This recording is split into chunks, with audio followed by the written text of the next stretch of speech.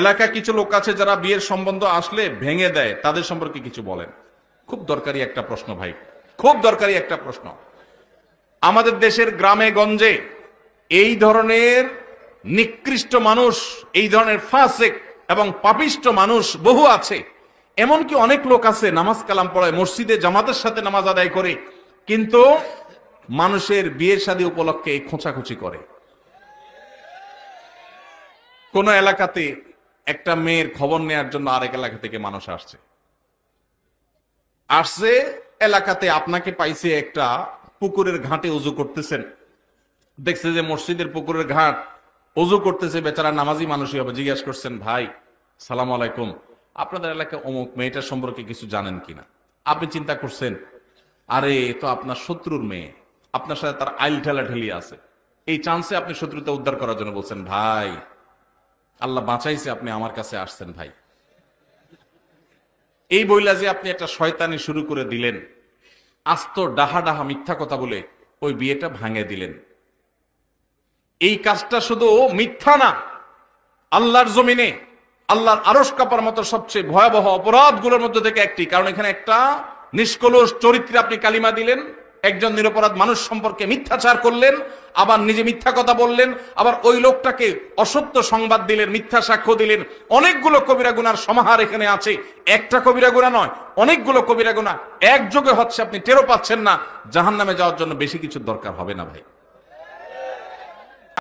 আবার দেখা যায় নিজের পক্ষের লোক সম্পর্কে যদি জিজ্ঞাসা করে, ভাই অমুক ছেলেটা সম্পর্কে কি জানেন? ছেলেটা আপনার বোনের ছেলে, বাইগনা, আপনার কাছেই আসছে। আপনি চিন্তা করলেন, হায় হায় আল্লাহ বাঁচাইছে যে আরেকজনের কাছে যায় নাই। আপনি বলতেছেন, ভাই আমাদের এই গ্রামে যদি একটা ফেরেশতার মতো ছেলে থাকে তো এই ছেলে আছে ভাই, একের ছেলে একের। এই ক্ষেত্রেও আপনি ওই মেয়েওয়ালাদেরকে, মেয়ে পক্ষকে মিথ্যা তথ্য দিয়ে তাদেরকে ক্ষতিগ্রস্ত করলেন, বিভ্রান্ত করলেন, মিথ্যা সাক্ষ্য দিলেন, এক্ষেত্রেও আপনি অপরাধী।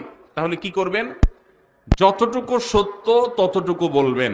সত্য বলার মতো যদি বুকে বল না থাকে, যদি মনে হয় সত্য বললে আমি মাইরদের খাওয়া লাগবে, তাহলে বলবেন, ভাই সরি, অন্য কেউ যারা চিনে জানে তাদেরকে জিজ্ঞাসা করেন, আপনি অ্যাভয়েড করে যান।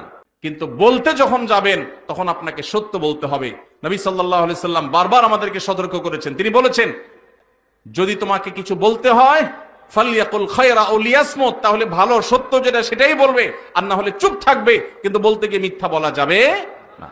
অনেক ভাইরা আছেন এই অপকর্ম করেন, কোনো কারণ ছাড়াই করেন, অযথা খোঁচাখুচি করেন, আছে না নেই? এই বিয়ে ভাঙার তালে এগুলো হলো মানুষরূপী শয়তান। আপনি যদি আস্ত মানুষের সুরতে শয়তান দেখতে চান, এইরকম বিয়ে ভাঙাভাঙির কাজ যারা করে এরা হলো সে মানুষরূপী শয়তান। কেন বলেছি জানেন? কারণ ইবলিস শয়তান সবচেয়ে বেশি খুশি হয় একটা সংসার ভেঙে দিলে। একটা সংসার ভেঙে দিলে শয়তান সবচেয়ে বেশি খুশি হয়, অন্য কোনো কাজে শয়তান এত খুশি হয় না। আর এই লোকটা একটা বিয়ে হতে যাচ্ছিল, মিথ্যা কথা বলে ভেঙে দিয়েছে, অথবা অজাগা বিয়ের ব্যবস্থা করে দিয়েছে মিথ্যা তথ্য দিয়ে। এই লোকটা শয়তানের সে কাজটা করেছে। আল্লাহ আমাদেরকে এই দুশ্চরিত্র থেকে বেঁচে থাকার তৌফিক দান করুন। যারা এই সমস্ত খারাপ কাজের বদভ্যাস আছে, আল্লাহর ওয়াস্তে তারা ছেড়ে দেন, আল্লাহকে ভয় করেন।